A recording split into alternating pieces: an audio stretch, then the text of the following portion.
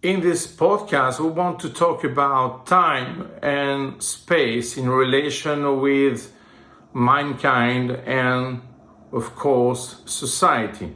So we think at the first level that time and space are working in a symmetrical way, but in fact is something which is complementary. So there is a difference, and this difference makes the difference. Society prefers space because it wants to be in peace in this space, and humanity prefers time and it wants to be free in this framework. This big difference has huge consequences.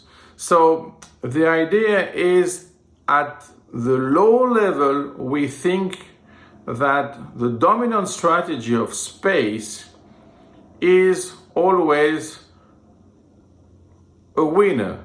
But in fact, no. So don't worry about that, because at the end of the process, time is always superior to that. So the problem is to resist to this strategy, to these tactics, with something in mind. We have to keep what? We have to keep that time is with us.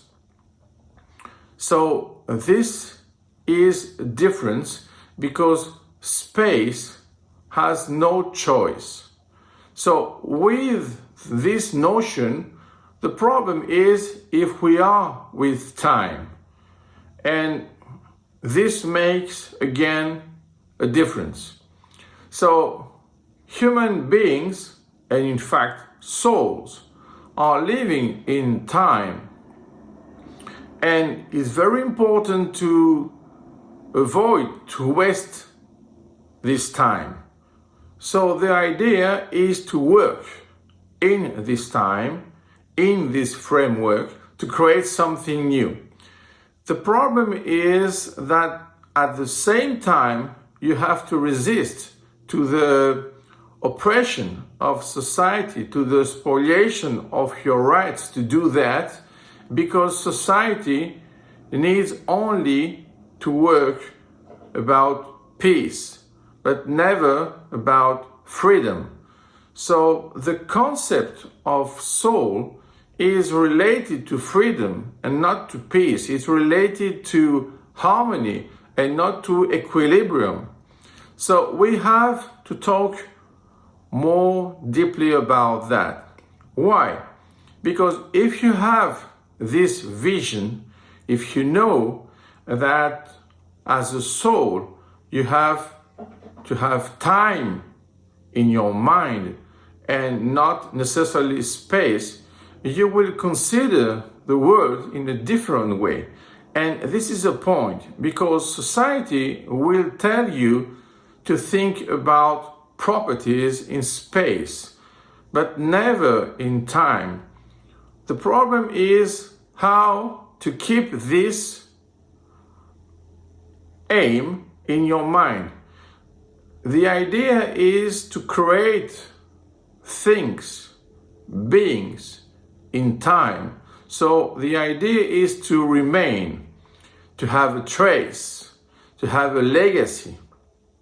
And with this vision, even your life right now, in the present, change. Why?